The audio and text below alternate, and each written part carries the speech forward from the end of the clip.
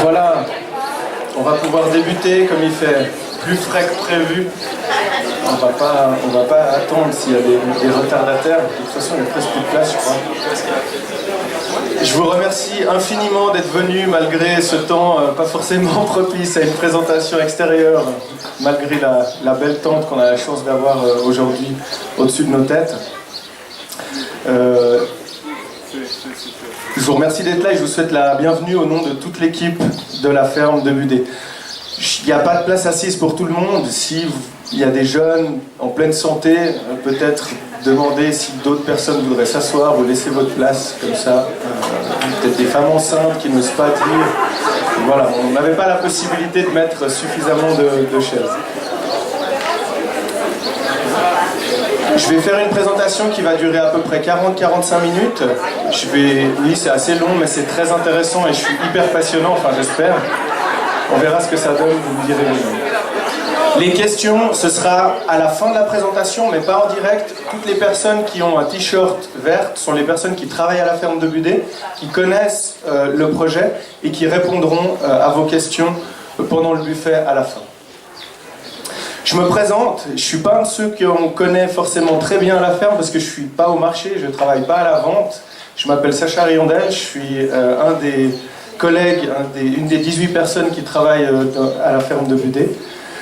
Et c'est moi qui ai eu la chance et le privilège de monter ce projet du jardin en collaboration avec Marie, qui est par ici, ma collègue jardinière depuis une année. Ça fait une année qu'on cogite ce projet. Et pour moi, c'est vraiment un honneur et vraiment un peu un stress aussi, mais une fierté de vous présenter tout ça. Parce que c'est un long processus de réflexion. Donc on a appelé ce projet Après Demain Budé. C'est un petit clin d'œil évidemment au film Demain, que vous avez sûrement ou peut-être vu au cinéma. Pourquoi ? Parce qu'on pense qu'on est un petit peu quand même dans cette lignée-là de projets positifs, durables, sociaux, qui prennent en compte de l'environnement. Et puis le jardin, il est vraiment au cœur de ça. Donc on s'est dit, pourquoi le mot après-demain ? C'est qu'on voulait réaliser quelque chose de concret dans ce sens-là. Et évidemment, à la ferme de Budé. Je vais rapidement faire un tout petit historique de la ferme, très court pour ceux qui connaissent peut-être pas très bien. C'est une ferme du XVIIIe siècle qui, malgré l'urbanisation dans les années 1960, a quand même survécu. C'était un domaine de 50 hectares de culture, de grandes cultures avec de l'élevage et très diversifié. Et puis dans les années 60, l'urbanisation a fait son boulot, mais un demi-hectare de culture s'est maintenu et est actuellement toujours cultivé en maraîchage. C'est un endroit, personnellement, quand je suis arrivé, j'ai eu un coup d'étonnement comme ça. Je pense peut-être vous aussi, la première fois, on se dit mais qu'est-ce que fait cet endroit au milieu d'une ville ? Et puis après, ça a été un véritable coup de cœur et je crois que c'est ce qui se produit souvent quand on vient ici, à la ferme pour la première fois. Tu peux passer le... Je vois Sacha. Rapidement, donc... c'est une ferme en pleine ville. On a eu la chance de découvrir cet endroit en 2009 avec mes collègues Julien et Léo. On a repris ce bail. Donc c'était la reprise des cultures qu'on a tout de suite démarré en agriculture biologique. Pour nous, ça n'a jamais fait de discussion. On n'imaginait pas utiliser des produits de traitement chimique ou bien des engrais chimiques non plus, du commerce. On a tout de suite démarré en bio. Et puis, parallèlement, ce qu'on ne maîtrisait pas, c'est le poids de ce marché dans le travail qu'on avait à faire. Et en fait, ça a pris énormément de temps. On a mis beaucoup d'énergie dans ce marché qu'on a développé. Et on a nous-mêmes dû se forger une identité par rapport à ça. Parce que les trois, on voulait faire de l'agriculture et on se retrouvait à gérer un marché, et je dirais un petit jardin. Quand on a fait des études d'agronomie ou d'agriculture et qu'on veut travailler là-dedans, se retrouver avec un demi-hectare de culture, c'était presque un peu frustrant, et en même temps on n'arrivait même pas à le gérer tellement le marché nous prenait de temps.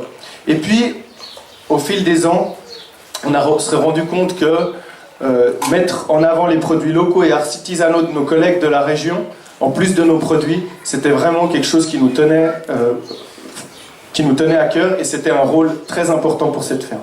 Et actuellement, on travaille à peu près avec 40 producteurs qui ne sont pas des producteurs d'agriculture urbaine, mais périurbaine, donc autour de Genève et un peu plus loin aussi dans le canton de Vaud. Donc la ferme aujourd'hui, si je la résume rapidement, c'est un jardin de 5000 m², c'est à peu près un demi-hectare, qui est juste derrière pour ceux qui ne l'ont jamais vu. La production de légumes, ça représente à peu près 10% des légumes qu'on vend. Donc ça peut paraître comme ça anecdotique, mais vous verrez que c'est quand même extrêmement important. Le marché, c'est 80% de produits bio ou artisanaux et locaux de la région. C'est vraiment ce qu'on met en avant en priorité. Et puis, on achalandé aussi le marché avec d'autres produits, et ça, vous le savez. Et puis, la troisième partie, c'est l'école à la ferme qu'on a développée depuis 2013, sauf erreur. Et l'année passée, on a eu plus de 1000 enfants qui sont venus à la ferme pour des demi-journées, pour voir les cultures, pour poser des questions en fonction de ce qu'ils font avec leurs enseignants. Donc voilà, ça, c'est les trois secteurs. On a 18 personnes qui travaillent à la ferme, aucun qui travaille à plein temps, on est tous à temps partiel. Ça représente à peu près 10 emplois à plein temps.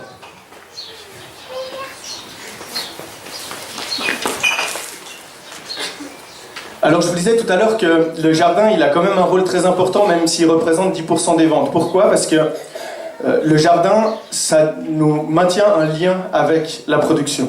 Et on a une clientèle en fait qui est extrêmement intéressée à savoir d'où viennent les produits, comment ils sont cultivés. Et même si on ne produit pas tout, on est au courant. On a eu la grêle à la ferme, on sait ce que c'est qu'avoir la grêle, on a les limaces dans nos salades, on a des problèmes de culture, on a la connaissance pas totale, mais on sait ce que c'est que la réalité d'être producteur. Parce que malheureusement, dans des circuits plus longs de distribution, on perd complètement. Et ça, c'est quelque chose qui est extrêmement intéressant.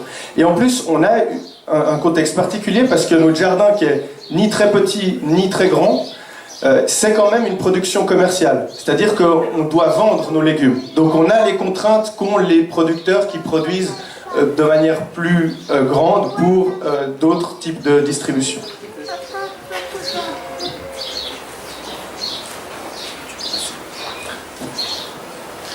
Donc voilà, ça c'était un petit peu le préambule, placer le décor. Ça fait depuis 2009 qu'on se dit, mais ce terrain nom de Dzou, ça fait un demi-hectare de culture, comment est-ce qu'on peut cultiver correctement un demi-hectare de culture ? On a été formés, personnellement et mes collègues, nos expériences, c'était le tracteur, les machines pour planter, avec les machines pour récolter, avec un système vraiment très complexe et très coûteux et très grand de mécanisation, ce qui me pose personnellement aucun problème, mais nous, on était face à quelque chose, on ne pouvait pas retransposer comme ça ce modèle. Et ça nous a pris 6 ou 7 ans avant de trouver un peu la solution, je dirais, qui s'est imposée tout d'un coup d'elle-même. Il y a une de nos collègues actuelles qui était stagiaire à l'époque, qui s'appelle Émilie, qui est arrivée un jour avec deux bouquins. Et quand j'ai lu ces bouquins, je me suis rendu compte que 90% des questions qui se posaient, ces deux personnes, et puis auxquelles ils ont répondu par la pratique, eh ben, j'avais les mêmes questionnements. Exactement les mêmes questionnements. Et en plus, ils arrivaient à les résoudre, ils avaient 10 ans d'avance sur nous. Pourquoi ? Parce que c'est des gens en fait qui cultivaient eux-mêmes sur des petites surfaces. Et faire du maraîchage petite surface, donc quand je dis petite surface, c'est à peu près entre 2000 m² et 1 hectare de culture. Et grâce à ces personnes, en fait, on a pu tout d'un coup, on a senti, ce jour-là, le jour où j'ai fini ces bouquins, je me suis senti personnellement apaisé, parce que tout d'un coup, on allait arrêter de cultiver en transformant un modèle de grande culture, disons, si on avait de nombreux hectares en plus petits, mais on allait essayer au contraire de faire un grand jardin potager fait pour la revente. Et on changeait totalement, en fait, de paradigme. Je vous donne juste... Non, mais c'est bon, je le redirai après.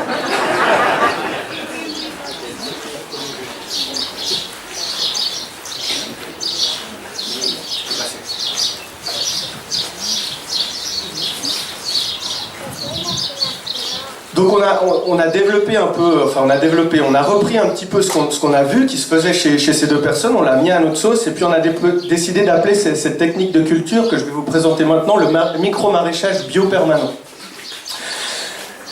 Il y a quelques prérogatives et quelques conséquences, c'est que ça doit être sur des petites surfaces. C'est très difficile à faire sur des très grandes surfaces et vous allez comprendre pourquoi. C'est adapté aux petites surfaces de culture. Ça demande beaucoup de main-d'œuvre. Pourquoi? Parce qu'on va remplacer une bonne part de la mécanisation par de la main-d'œuvre. Ça demande un outillage léger, peu coûteux, mais léger, simple. Et aussi, ça va nous obliger, et c'est aussi une chose qui nous tient à cœur, à préserver les sols. L'objectif de ces transformations, c'est d'augmenter la production à la ferme. C'est-à-dire qu'on n'a pas, comme d'autres producteurs, la possibilité de louer un hectare juste à côté. Ici, il y a un demi-hectare, point. On a mis des moutons, mais c'est pas ça qui va faire exploser la production maraîchère. Donc, il nous faut trouver des solutions. Donc, on a envie d'intensifier d'une certaine manière la production. Alors, c'est un gros mot comme ça, mais en fait, on peut le faire simplement en changeant nos outils, en changeant nos pratiques et en utilisant certains moyens connus désormais de nous-mêmes. On voudrait utiliser certains principes de la permaculture. Je ne suis pas du tout un spécialiste de la permaculture, loin de là, c'est un système de vie, la permaculture, donc c'est bien plus complexe, mais là-dedans, ce qui nous tient à cœur, c'est vraiment le soin à la nature et à la terre, et je crois que là, on essaye d'aller encore plus loin que ce qu'on voulait faire au départ, en respectant les principes de l'agriculture biologique, et vous allez comprendre aussi après pourquoi. Et puis, on aimerait aussi construire un modèle d'agriculture urbaine reproductible, parce que en ville, si on veut cultiver sur des petites surfaces, comme ça pourrait être le cas dans plein d'endroits, si vous vous baladez dans des villes, il y a souvent des friches qui pourraient être utiles à l'agriculture, qui soient reproductibles et en plus qui aient relativement bon marché à mettre en place pour des jeunes ou des moins jeunes qui voudraient s'installer. Donc l'idée, c'est de s'affranchir de la mécanisation lourde pour s'enlever tout, si vous voulez, un gros producteur maraîcher. Et de nouveau, je lui en veux pas, mais c'est comme ça quand on réfléchit, quand on a des hectares, on va peut-être planter toutes nos cultures à 30 cm d'écart sur nos lits. Pourquoi? Parce que c'est bien plus simple en fait. On n'a pas besoin de régler la machine chaque fois, tout ça c'est logique. Une plante qui serait mieux à 50 cm ou une qui serait mieux à 10 cm, on met tout à 30, comme ça c'est plus facile pour sarcler, même en bio, c'est comme ça. Mais, ou bien, si vous avez un hectare de carottes, vous avez la moitié qui donne très bien, une qui donne pas bien du tout, puis une qui donne relativement bien, faites la moyenne, c'est bien. Quand vous avez que un demi-hectare de culture, vous voulez que ça donne bien partout. Et ça, c'est un travail tout d'un coup, et vous voulez intensifier au maximum. Et si vous enlevez cette contrainte de la mécanisation relativement lourde, eh bien, vous arrivez à trouver des solutions. Donc optimiser du coup les outils manuels, pardon. On va aussi cultiver sur des planches permanentes, et j'y reviendrai après, c'est aussi une grosse innovation. On va utiliser des techniques assez innovantes pour lutter contre les mauvaises herbes, une technique qui s'appelle l'occultation. On va essayer de développer aussi les cultures avec des tunnels. Alors vous connaissez les tunnels maraîchers standards.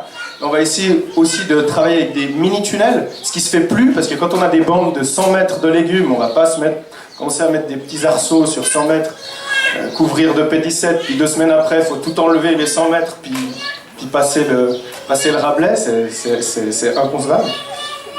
Minimiser le travail du sol, et puis, et tu peux passer à la slide suivante, c'est standardiser les surfaces. Alors standardiser, c'est peut-être pas un mot très joli comme ça, mais là, il est incontournable.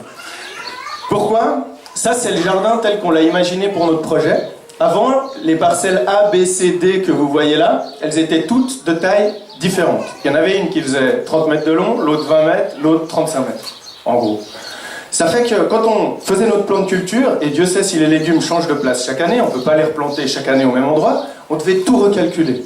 Quand on sortait nos bâches P17 pour couvrir au printemps, c'était l'enfer, quoi. On ne savait plus lesquelles mesuraient combien, enfin c'était pénible, c'était vraiment idiot. Ça peut paraître bête, hein, mais ça ne nous était pas forcément venu à l'idée que si on standardisait, c'était un peu par paresse j'imagine, mais si on standardisait un petit peu ces parcelles, on arriverait à avoir une efficacité au jardin décuplée, quoi. Et ça, c'est prouvé.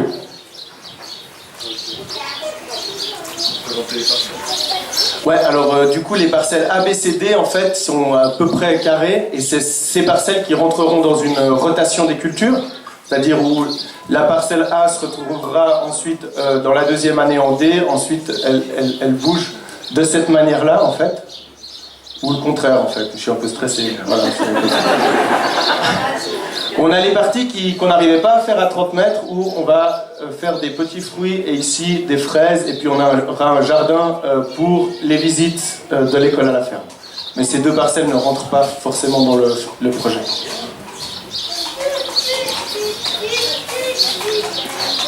Donc la deuxième principale étape, c'est la création de planches permanentes. Ces planches, alors c'est pas des planches de bois, hein, des fois que j'ai expliqué ça à des copains, ils me disaient des planches.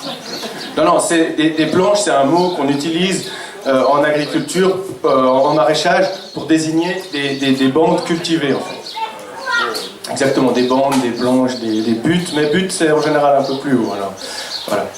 On est à peu près entre 10 et 20 cm de haut.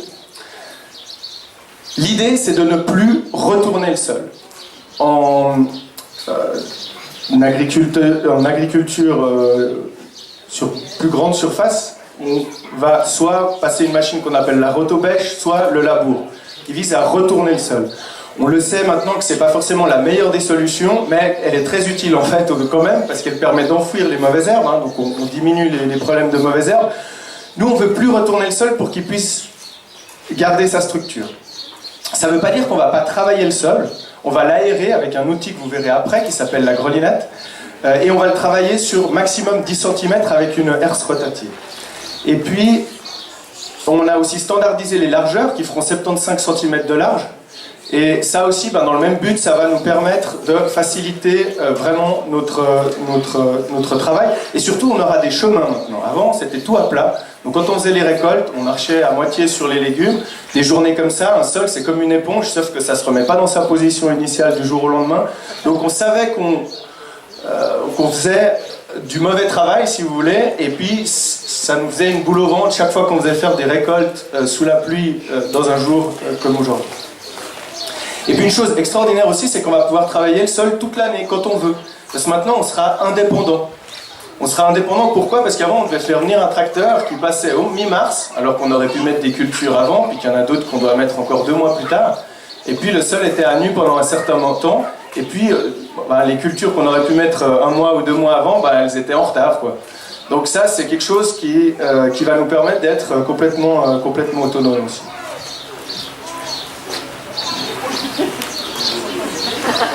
Ravitaillement.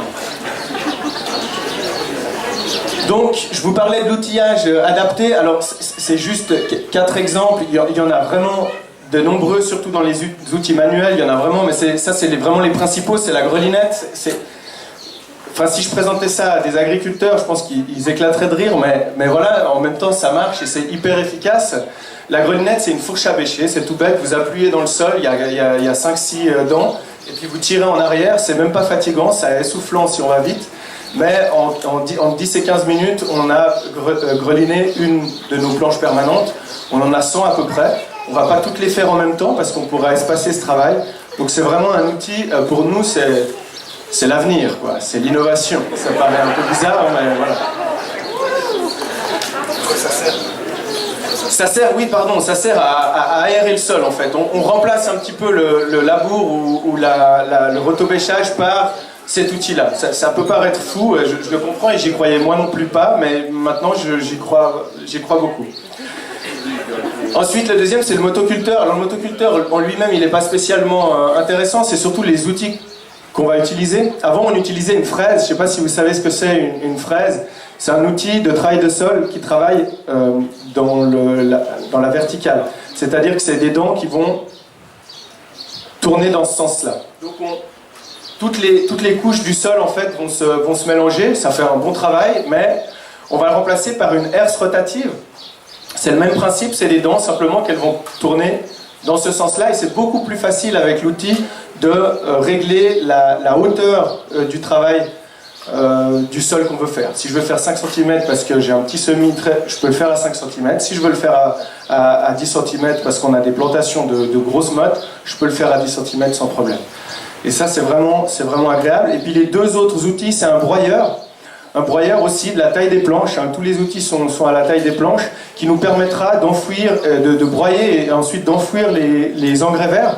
C'est des cultures qu'on met pour enrichir le sol, qui ensuite lui-même nourrira nos plantes. Jusqu'à maintenant, on n'avait pas de broyeur. Et voilà, fallait faire du mauvais travail avec une débroussailleuse. C'était vraiment du bricolage, quoi. Je me rends compte, c'est presque ridicule maintenant en vous disant ça, quoi. Et puis la dernière machine, c'est une charrue rotative qui va nous permettre de pouvoir de temps en temps remonter nos planches qui vont quand même au fur et à mesure se tasser un petit peu. Donc c'est pas de passer au milieu, hein, mais juste sur les côtés pour reformer légèrement ces planches permanentes. Les semoirs manuels, j'en ai mis un là, c'est le semoir d'Eliot Coleman qui est un des premiers à avoir justement écrit un des bouquins dont je vous parlais tout à l'heure. Un des deux semoirs qu'il a conçu. Ça, c'est un semoir qui est incroyable. Donc là, il est sur une planche de 75 cm et il sème 12 lignes de carottes. Alors que quand j'ai travaillé moi dans mon apprentissage, on faisait 3 ou 4 lignes, sauf erreur, sur des largeurs d'1,20 m. Donc voilà, c'est un excellent exemple de pouvoir justement intensifier les cultures. Il y a plein de semoirs qui existent manuels comme ça, qu'on découvre et qui sont souvent, les outils sont souvent très loin. Ils sont souvent aux États-Unis, en Australie, dans des pays où il y a plus de pratiques. Et puis le dernier outil incroyable, c'est les bâches d'occultation. C'est des bâches en polyéthylène qui on peut les utiliser plus de 10 ans normalement. On prépare notre sol comme si on allait planter. On met les bâches dessus, on les laisse 4 semaines. Les plantes, les mauvaises herbes germent dessous. Elles n'ont pas de lumière, donc elles meurent. Elles se décomposent grâce aux micro-organismes. Et ensuite, on enlève la bâche, on peut planter directement. On s'évite ainsi facilement un désherbage. En agriculture biologique, demandez à n'importe quel producteur, le problème numéro 1, c'est les mauvaises herbes. Donc là, on arrive à faire un super travail avec ces bâches. Donc n'ayez pas peur, je sais que c'est du plastique, le plastique est souvent mal vu, mais là, on peut les utiliser très longtemps et on s'économise des dizaines et des dizaines d'heures de travail par année pour un travail qui est juste d'une qualité incroyable. Quand on enlève les bâches, on voit plein de turicules de vers de terre partout, parce qu'ils sont venus chercher tout ce qu'ils avaient à bouffer sur le dessus. Et pour nous, c'est signe qu'il y a une bonne fertilité du sol. Ensuite, il y a l'irrigation qui était aussi très vétuste. Je me rends compte que c'était l'horreur avant, en fait. Mais l'idée, c'est l'installation d'un système d'arrosage hyper performant pour, d'une part, arroser facilement, mais aussi économiser de l'eau. On aurait un système là qui permettrait d'arroser uniquement les parcelles désirées. Et c'est pas comme avant, on avait 2 grands sprinklers qui arrosaient autant le chemin que les cultures, voire des fois plus le chemin que les cultures s'il y avait du vent. Et aussi, bien sûr, l'idée c'est de pouvoir le commander, c'est-à-dire avec des petits nodes électromagnétiques, de pouvoir arroser la nuit, parce qu'on n'habite pas ici. Et donc du coup, l'idée ce serait de pouvoir arroser la nuit, de lancer un arrosage automatique. Donc ça, c'est aussi une manière efficace de travailler. Puis la grosse partie du projet, c'est l'installation d'un tunnel, je dirais même des tunnels. Alors le principal, c'est l'arrosage, le tunnel maraîcher standard, qui est un grand tunnel long qui nous permettrait en fait de cultiver toute l'année. Et en plus de cultiver des cultures qu'on n'arrive pas à cultiver ou mal à cultiver maintenant. Je vous donnerai un exemple, toutes les cultures d'été, aubergines, poivrons, tomates, elles nécessitent d'être à l'abri, sinon elles sont rapidement malades ou alors elles produisent relativement peu. Une aubergine dans votre jardin, au final vous avez payé plus cher le plomb que vous avez acheté que ce que ça produit, quoi. Donc voilà. Les mini-tunnels aussi, c'est-à-dire qu'on voudrait d'avoir la possibilité de mettre beaucoup de mini-tunnels qui sont très utiles au printemps et en automne. On en a déjà testé un ou deux, on en a très peu pour l'instant, mais on aimerait généraliser en fait cette technique. Et puis bien sûr, le tunnel permettrait en fait de récolter toute l'année, comme je vous ai dit, du rempont et ce genre de choses, mais d'accueillir aussi des classes à l'école à la ferme toute l'année, parce que actuellement on est quand même bien embêté. L'hiver, on n'a pas grand-chose à montrer aux élèves qui viennent ici. Ils viennent pas du coup en fait.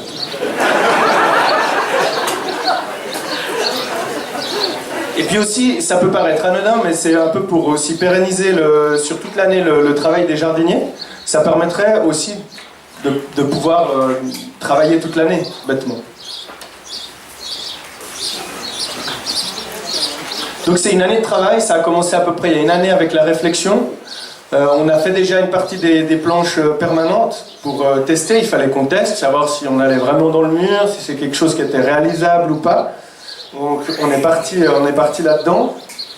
On est en pleine réflexion sur l'achat de l'outillage, des systèmes d'irrigation, on est en train de tester tout ça, c'est pas tout simple, ça prend beaucoup de temps. Et puis la grosse part aussi, c'est ce tunnel en fait, qui est assez compliqué et au niveau financier et au niveau des autorisations. Je vous ai pas dit, mais en fait on est dans une zone qui est en plan de site. Donc ça veut dire qu'on ne peut pas mettre un tunnel comme si on était à l'extérieur de la ville. Là, il faut qu'on demande des autorisations. Donc les autorisations, il faut un architecte, ça coûte cher, il faut aussi des drainages, parce que les tunnels, sinon, c'est le chenil. Donc voilà, c'est toutes des choses qui sont relativement coûteuses. Et puis ça, c'est le plan, c'est vraiment, c'est marqué une année de travail, mais ce sera plutôt 2 ans de travaux en tout, quoi. Et enfin, on a budgétisé tout ça. On a budgétisé tout ce travail, entre l'avant-projet, les expérimentations qu'on a fait, tout le travail de confection des planches permanentes, on a devisé les systèmes d'irrigation, les bâches d'occultation, les couvertures P17 qui servent à réchauffer les cultures, les filets anti-insectes aussi, qui sont, ça peut paraître idiot, mais c'est super cher ce genre de produit-là. Tout l'outillage manuel qu'il faut souvent faire venir de loin. Heureusement, il y a une entreprise française maintenant qui se met à faire ce genre d'outils, mais pour l'instant, c'est encore relativement anecdotique. Ce qu'ils proposent, c'est beaucoup de choses qui viennent d'outre-Atlantique. Les machines, donc c'est motoculteurs et les machines que je vous ai présentées, les mini-tunnels, et puis la grosse part, c'est le tunnel maraîcher. Et puis tout ce qui est gestion administrative et communication de tout ce projet.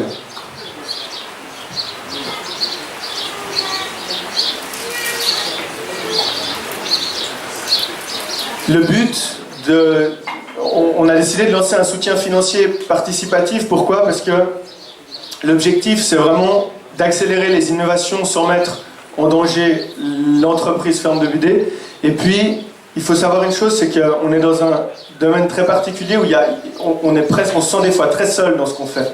On n'a pas beaucoup d'exemples de gens qui font la même chose que nous. On est dans un système de production sur petite surface. On n'a pas le droit aux subventions fédérales comme d'autres producteurs. Il faut être d'une certaine taille pour en profiter. On n'a pas non plus droit au crédit d'investissement que peuvent recevoir les agriculteurs traditionnels, donc au niveau cantonal. On peut avoir des crédits à taux zéro, ça c'est impossible. Donc notre idée, notre volonté pour vraiment lancer ce projet, c'était de faire un appel à nos clients, à nos amis, pour financer un type d'agriculture différent, où on veut construire un modèle avec des solutions qui sont assez complexes, assez interdépendantes. On se rend compte autour de nous qu'il y a beaucoup de maraîchers qui aimeraient, des fois quand on parle avec eux, ils nous envient un peu d'avoir un outil de vente, avoir un contact avec les clients, de maîtriser la production et la commercialisation, mais souvent, quand on a une grosse exploitation, on ne sait pas par quel bout prendre le sujet pour arriver à nos fins. Nous, on a cette chance d'avoir ce modèle qui est assez incroyable, mais qui est extrêmement complexe à gérer et qui nécessite de la vente directe, qui permet de faire une agriculture écologique, qui préserve les sols, qui est extrêmement diversifiée. On fait plus de 50 variétés différentes en fait à la ferme de Budé. Et surtout, on n'a aucune dépendance à la grande distribution. Mais ça suffit pas, c'est pas simple. Notre jardin, il est ouvert aussi au public, il est ouvert aux classes. il est ouvert à tous en fait pour visiter. Et nous, ce qu'on aimerait beaucoup, c'est être une sorte de modèle qui permette ensuite à des jeunes. Je ne sais pas si vous savez, mais dans les écoles d'agriculture et dans les écoles d'ingénieurs, en ce moment, il y a énormément de jeunes qui veulent se lancer en agriculture. On a des lois foncières très compliquées qui, sûrement pour des très bonnes raisons, protègent les terres agricoles. Mais c'est très difficile de s'installer. Souvent, les domaines sont tellement grands qu'on n'arrive pas à s'installer en fait facilement, reprendre une exploitation. Nous, on a eu de la chance d'être ici parce que c'est une location. Si ça avait été de l'achat, on n'aurait jamais pu s'installer ici. Donc l'idée, c'est aussi d'avoir la possibilité, sur des surfaces comme un demi-hectare, de pouvoir réaliser des projets concrets qui vont dans le sens de la souveraineté alimentaire, de lien avec l'alimentation et d'être plus proche entre les acteurs de la production et les acteurs de la consommation. On a aussi un partenaire pour ce projet, c'est la fondation Le Lombric. Je ne sais pas si vous voulez venir dire quelques mots sur le fonctionnement de... Ouais. D'accord. Donc, Le Lombric, c'est une fondation qui va nous permettre de récolter les dons. En fait, c'est une fondation de droit public afin qu'ils soient ensuite facilement, comme on dit, déductibles des impôts. Voilà, on ne pouvait pas faire des versements directement à la ferme. Donc on a imaginé un système de parrainage. Vous retrouvez ces infos ensuite sur les cartes postales qu'on a fait ici, que vous pourrez prendre à la fin de la présentation. Il y a 4, voire 5 types de possibilités. Il y a le parrainage du tunnel avec une donation de minimum 10 000 francs. Et ensuite, c'est 20% de rabais sur tous les achats à la ferme de Budé durant l'année 2018. Il y a le parrainage d'un légume, une donation minimum de 2000 francs par légume. Vous recevez 50%... Pardon ? Vous pouvez choisir un légume et ensuite vous aurez un rabais de 50% sur ces légumes durant l'année 2018. C'est pas mal, non ? Parrainer une plantation. C'est une donation de 500 francs par planche permanente. Ce que vous recevez, c'est un nom sur une carte du jardin. On va faire une immense carte du jardin avec les noms des personnes. Et puis on fera aussi des visites du jardin pour les personnes qui nous ont soutenus. Et ces visites sont franchement, je pense, assez intéressantes à suivre, et d'autant plus avec ce projet. Sinon, évidemment, il y a le don libre, d'un montant minimum de 50 francs. Tout ça, c'est plus pour l'aspect administratif, hein, sinon en dessous, ça commence à devenir compliqué. Et puis bien sûr, il y a aussi le don libre, on a des petites caissettes comme ça, vous pouvez mettre l'argent dedans, vous pouvez aussi faire des dons directement à la ferme de Budé en passant au marché, ça c'est pas un souci. Et tout le monde aura le droit, on va faire une grande fête d'inauguration une fois qu'il y aura le tunnel, que tout sera en place, qu'on pourra bien expliquer tout ça, comment ça fonctionne, comment ça marche, en concret. Là c'était la théorie, mais il faudra passer à la pratique.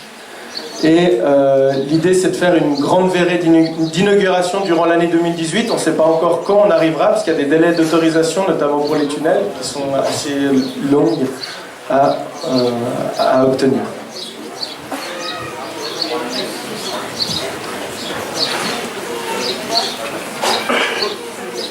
Alors comment soutenir le projet? C'est assez simple, en fait on a des formulaires qui sont sur papier, ils seront ici à votre disposition, ils sont sur le site internet aussi, il y a juste à cocher et cliquer en fonction de comment vous aimeriez participer à ce projet. Vous nous retournez ces documents soit au marché, soit par internet, ça se fait automatiquement. Et puis nous, on vous renverra ensuite tous les documents relatifs au paiement. Voilà. On a des cartes postales qui permettent de décrire un petit peu les dons. Donc ça, n'hésitez pas à en prendre, on en a à disposition. On a des dossiers qu'il ne faut pas prendre avec parce qu'ils sont relativement coûteux à faire. Donc vous pouvez les consulter. Le contenu de ces dossiers, il se retrouve sur la page du projet qui est en lien sur notre site internet. Donc ça, tout est à disposition. Et on sera là encore un moment ici pour vous expliquer, pour vous donner de l'information à ce sujet-là. Et puis si vous avez des questions aussi sur tout le reste du projet. Je tiens vraiment à remercier Grégoire de la ferme de la Touvière, qui, on ne l'a pas dit, mais Grégoire a utilisé aussi le système de financement participatif pour le projet de chèvrerie qui s'est réalisé de l'autre côté du lac, qui a aussi passé par l'association Le Lombric. Et Grégoire nous a permis d'économiser beaucoup de temps, d'énergie et d'aller directement dans un système que lui jugeait bon sur la manière de procéder. Remercier la Fondation Le Lombric aussi d'être partenaire de ce projet et de nous permettre de nous faciliter beaucoup la tâche. J'aimerais aussi remercier toute l'équipe de la ferme, parce que voilà, c'est un projet comme ça, c'est de l'énergie, des fois on ne communique pas. Merci à vous. On peut les applaudir, tout le monde le mérite bien.